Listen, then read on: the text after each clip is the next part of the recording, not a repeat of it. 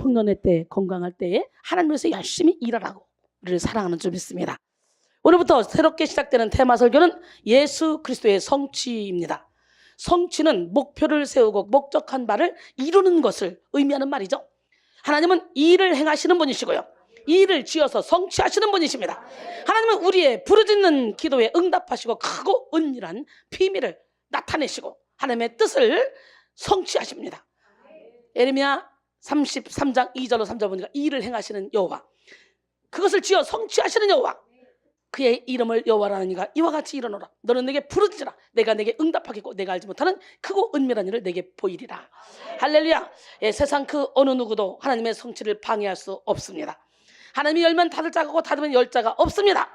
하나님은 하나님의 방식으로 하나님의 때에 하나님의 일을 성취하시되 가장 완전한 모습으로 성취하십니다. 성취하시는 하나님은 아담과 하와가 범죄하여 멸망의 길을 자초한 순간부터 온 인류를 구원할 구속의 계획을 세우시고 탁월한 열심으로 이를 이루셨습니다. 이사야 9장 6절로 7절 보니까 이는 한 아기가 우리에게서 낳고 한 아들을 우리에게 주신 바 되었는데 그의 어깨에는 정사를 메었고 그의 이름은 기묘자라, 모사라, 전능하신 하나님이시라, 영존하시는 아버지, 평강의 왕이라 할 것입니다. 그 정사와 평강에 더함이 무궁하며 또 다윗의 왕자와 그의 나라에 군림하며 그 나라를 굳게 세우고 지금 이후로 영원히 정의와 공의로 그것을 보존하실 것이라. 만군의 여호와의 말이니라. 만군의 여호와의 열심히 일을 이루시리라. 할렐루야. 만군의 여호와의 열심히 일을 이루실 수 있도록 우리 자신의 모든 생각을 내려놓고 하나님을 우리의 주인으로 삼으시길 바랍니다. 하나님의 성취는 예수 그리스도를 통하여 완성되었고요, 예수 그리스도의 성취는 그를 믿는 자에게 완전한 신유, 완전한 자유, 완전한 능력이 되었습니다. 그러므로 그리스도인은 자기의 성취로 살지 않고 예수 그리스도의 성취를 누리며 살아갑니다. 성도는 자기 힘, 자기 지혜로 사는 사람들이 아니에요. 고린도서 1장 22절로 24절 보면 유대인은 표적을 구하고 헬라인은 지혜를 찾으나 우리는 십자가에 못 박힌 그리스도를 전하니 유대인에게는 거리끼는 것이요 이방인에게는 미련한 것이로되 오직 부르심을 받은 자들에게는 유대인이나 헬라인이나 그리스도는 하나님의 능력이요 하나님의 지혜니라 그랬어요. 오늘 우리는 예수 그리스도를 믿음으로 예수 그리스도의 성취를 누릴 수 있습니다. 성육신하신 예수님은 십자가 고난을 통해 온 인류를 섬기셨고 십자가의 죽음을 향해 묵묵히 순종하며 걸어가심으로 죄의 결박을 끊고 마귀의 일을 멸하셨습니다. 사무엘 리더포드는 그리스도께서 달리신 십자가는 세로로는 하늘과 땅의 화목이 되었음을 의미하고요, 가로는 과거와 미래의 모든 인류가 차별 없이 구원받았음을 의미한다. 이것이 바로 그리스도의 십자가다라고 말했습니다. 마틴 루터는 그리스도는 생애를 통하여 어떻게 살 것인가를 보여주셨고, 죽음을 통하여 희생을 보여주셨고, 부활을 통하여 승리를 보여주셨고, 승천을 통하여 왕권을 보여주셨고, 중보를 통하여 제사장의 직분을 보여주셨다라고 말했습니다. 할렐루야. 오늘 본문인 이사야 53장은 고난으로 이루신 예수 그리스도의 성취를 예언하는 말씀입니다. 이사야 선지자는 예수 그리스도를 하나님의 일을 성취하기 위해 낮고 천한 종의 모습으로 이 땅에 오실 분이라고 이미 예언하셨습니다. 이사야 53장 10절에 여호와께서 그에게 상함을 받게 하시기를 원하사 질고를 당하게 하셨은즉 그의 영혼을 속건제물로 드리기에 이르면 그가 씨를 보게 되며 그의 날은 길 것이요 또 그의 손으로 여호와께서 기뻐하시는 뜻을 성취하리로다. 할렐루야. 성육신하신 예수 그리스도는 사람들에게 멸시 천대를 받으며 조롱을 받았고 우리의 질고를 지고 우리가 당할 슬픔을 대신 당하셨습니다. 예수님은 찔림으로 우리의 허물을 벗기셨고 상함으로 우리의 죄악을 사하셨으며 징계를 받음으로 우리의 평화를 이루셨어요. 또 채찍에 맞음으로 우리가 나음을 입게 하셨어요. 그러므로 우리는 예수 그리스도께서 십자가의 죽으심으로 이루신 성취를 누려야 됩니다. 죄와 허물로 죽었던 우리는 예수 그리스도의 성취를 힘입어 다시 살리심을 입고 죄와 허물에서 해방된 삶을 누려야 됩니다. 에베소 2장 1절로 7절 그는 허물과 죄로 죽었던 너희를 살리셨도다. 그때 너희는 그 가운데 생하여 이 세상 풍조를 따르고 공중의 권세자만 자를 따랐으니 곧 지금 불순종의 아들들 가운데 역사하는 영이라. 전에는 우리도 다 그 가운데서 우리 육체의 욕심을 따라 지내며 육체와 마음이 원하는 것을 하여 다니들과 같이 본질상 진노의 자녀였더니 긍휼히 풍성하신 하나님이 우리를 사랑하신 그 큰 사랑을 인하여 허물로 죽은 우리를 그리스도와 함께 살리셨고 또 함께 일으키사 예수와 함께 하늘에 앉히시. 이는 그리스도 예수 안에서 우리에게 자비하심으로써 그 은혜의 지극히 풍성함을 오는 여러 세대에 나타내게 하려 함이라 그랬어요. 예수 그리스도의 십자가를 믿는다고 말하면서 여전히 허물 속에 살아가고 죄를 반복한다면 그것은 십자가를 무력화시키는 거예요. 그러므로 오늘 우리는 믿음으로 예수 그리스도의 성취를 누려야 됩니다.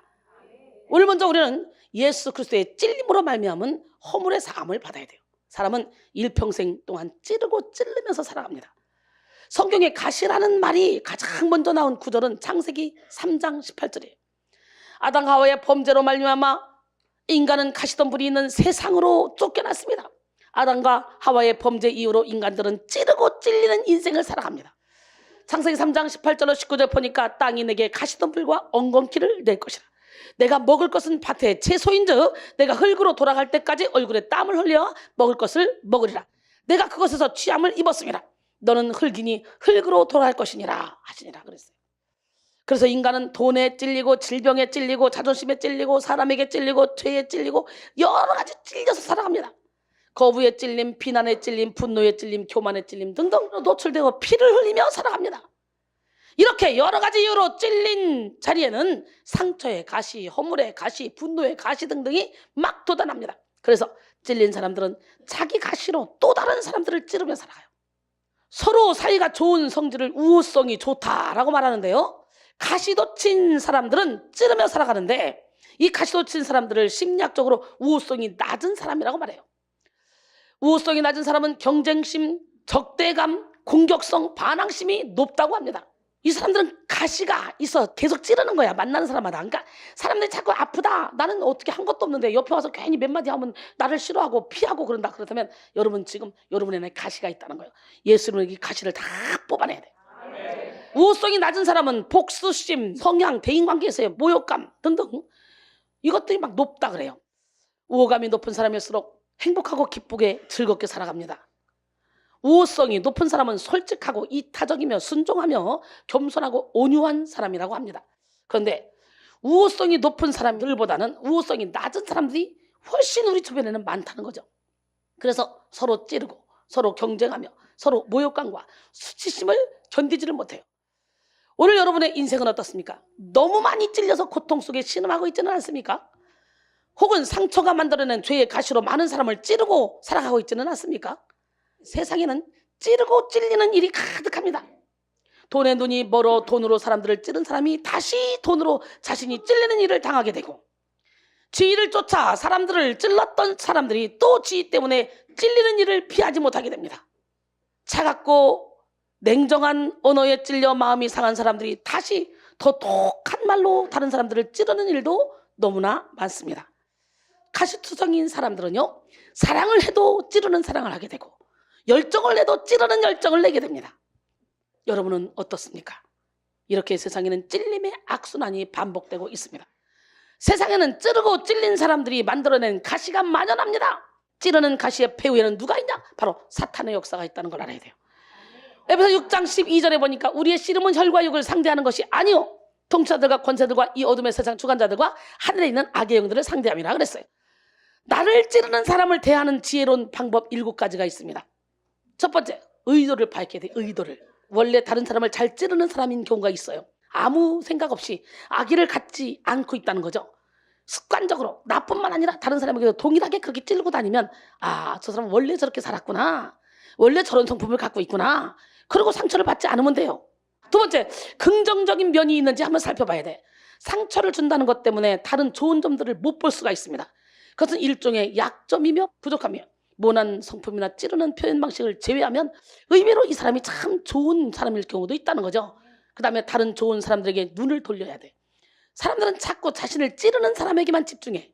그럴 필요 없어요. 시간 낭비해.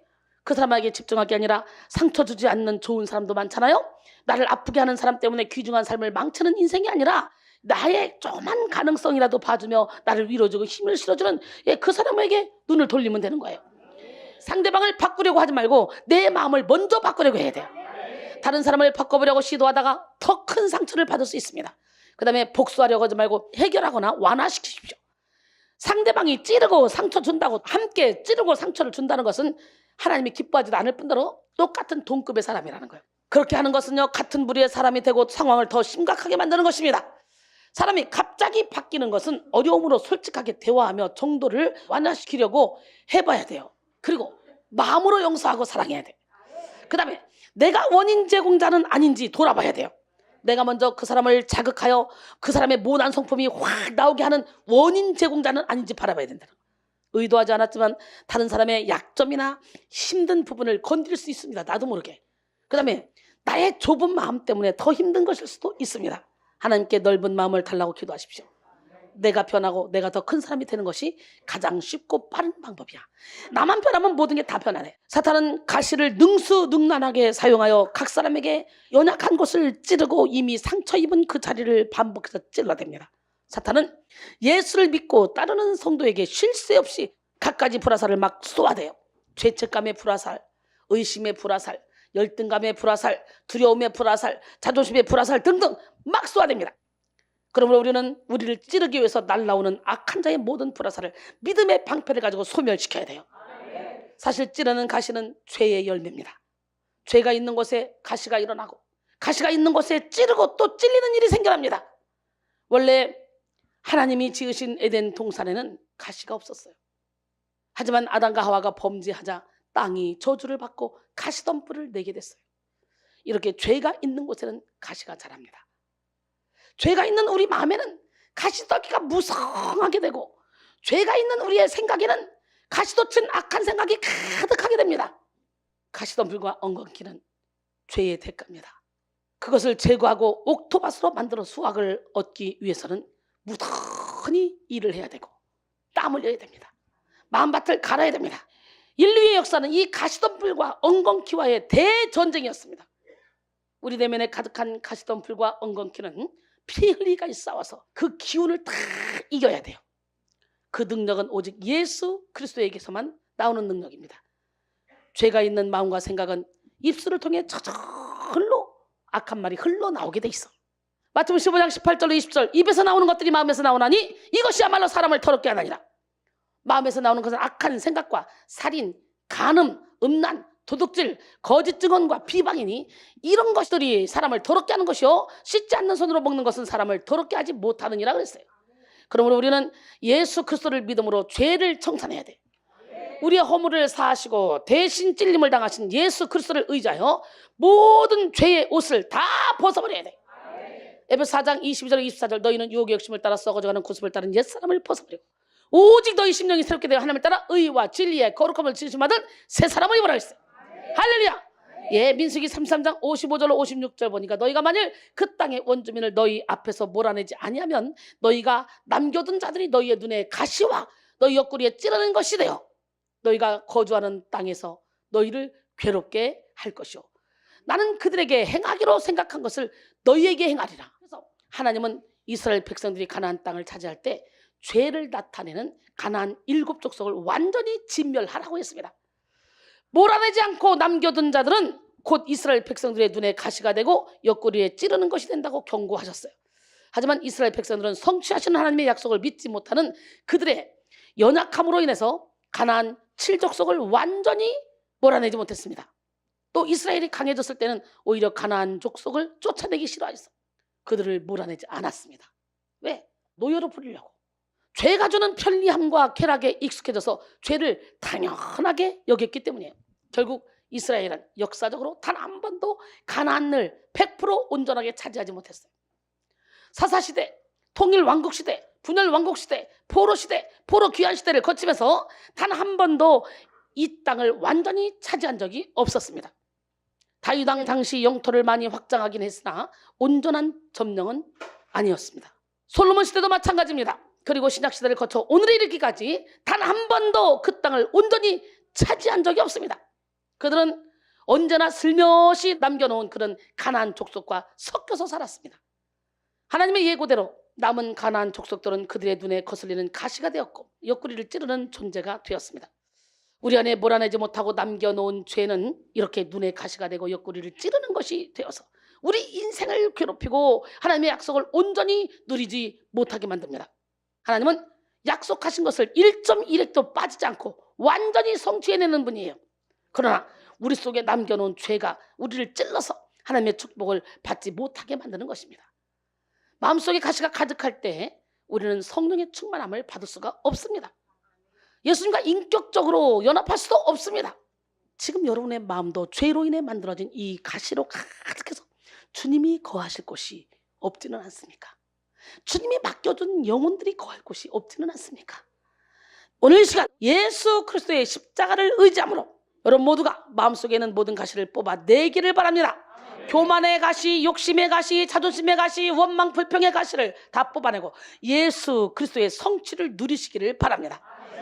우리 대신 찔림을 당하신 주님은 우리의 가시를 제거하시고 우리 대신 가시면류관을 쓰심으로 모든 죄를 대속하셨습니다. 마태복음 27장 27절로 30절 이에 총독의 군병들이 예수를 데리고 관정 안으로 들어가서 온 군대를 그에게로 모으고 그의 옷을 벗기고 홍포를 입히며 가시관을 엮어 그 머리에 씌우고 갈대를 그 오른손에 들리고 그 앞에서 무릎을 꿇고 희롱하여 이르되 유대인의 왕이여 평안할지어다 하며 그에게 침뱉고 갈대를 빼앗아 그의 머리를 치더라. 가시면류관은 크고 작고 굵고 가는 가시로 만들어져 예수님의 머리를 사정없이 찔렀습니다. 군병들이 막대기로 면류관을 내리치자 가시들은 더 깊숙이 파고 들어갔어요. 여러분, 주님은 가시 면류관에 머리를 찔리고 조롱 받으셨고 못에 찔려서 십자가에 달리셨습니다. 뿐만 아니라 옆구리에는 창에 찔려서 모든 물과 피를 다 쏟으셨습니다. 예수님의 찔림은 우리의 상상으로 측량할 수 없는 고통이었고 수치였으며 아픔이었습니다. 주님은 이처럼 그 고통의 찔림을 받고 이 찔림으로 우리의 크고 작은 상처를 치료하셨습니다. 예수님의 찔림은 우리의 허물을 녹이는 능력이 되었고 예수님 쓰신 가시 면류관은 우리의 상처를 치료하는 명약이 되었습니다. 오늘 시간 여러분 우리 찔림을 대신 당하신 예수님의 십자가를 의지하며 우리도 그 십자가의 모든 것을 박읍시다. 우리의 찔림을 대신 당하심으로 우리의 허물을 사하신 예수 그리스도의 성취를 의지하여 마음으로 바라보면서 내가 얼마나 가시가 많은 사람인가 마음의 눈을 뜨고 나를 바라보며 회개하는 시간, 그래서 모든 상처를 치료받는 시간이 되기를 원합니다. 주님이 결박 당하실 때 나의 마음 괴로웠고 주님이 결박 당하실 때에 나의 마음 괴로웠고 주님이 매맞고 능력 당하실 때 나 어찌할 줄을 몰랐으며 주님이 채찍으로 맞으실 때 내 눈에 눈물이 고여 흐름이여 주님이 못 박힐 때 내가 흔들림이여 내 눈에서 오열의 파도가 넘치며 나의 마음 걷잡을 수 없어라. 그의 아픔이 내 아픔이요 그의 죽음이 내 죽음이라. 그러기에 그의 부활도 내 부활이네. 그러기에 그의 부활도 내 부활이네. 우리는 가시 면류관을 쓰신 예수님을 마음으로 바라보면서 그 가시가 나의 가시라는 것, 내가 예수 그리스도를 찌르고 아프게 했다는 그 사실에 대해서 가슴 저리게 깨달아야 돼요. 여러분의 가시가 얼마나 많은 이들을 아프게 했고 더 나아가 예수님의 가슴을 얼마나 많이 찔렀는지 모릅니다. 예수님이 찔리셨기에 가시로 인한 상처를 치료하시고 실패가 승리가 되게 하셨습니다. 마음속 가시를 뽑아내시고 마음을 새롭게 하면 인생이 새로워지고 모든 것이 새로워집니다. 마음속 가시를 뽑아내면 그 누구와도 걸리는 게 없어요. 어떤 일을 만나도 막힘이 없어요. 마음의 가시를 몰아낸 빈자리에는 예수 그리스도의 능력이 있고 예수 그리스도의 능력의 성취, 사랑의 성취, 지혜의 성취가 충만하게 임하게 되기 때문이에요. 잠언 4장 23절에 모든 지킬 마음 중에 더욱더 내 마음을 지키라. 생명의 근원이 이에서 남이라. 잠언 25장 28절에 보니까 자기의 마음을 제하지 아니하는 자는 성읍이 무너지고 성벽이 없는 것과 같으니라 그랬어요. 마음속에 가시가 가득할 때는 서로 부족한 것만 보이고 헐뜯기 바쁩니다. 그러나 마음속에 가시를 빼봐. 좋은 점만 보게 되는 거예요.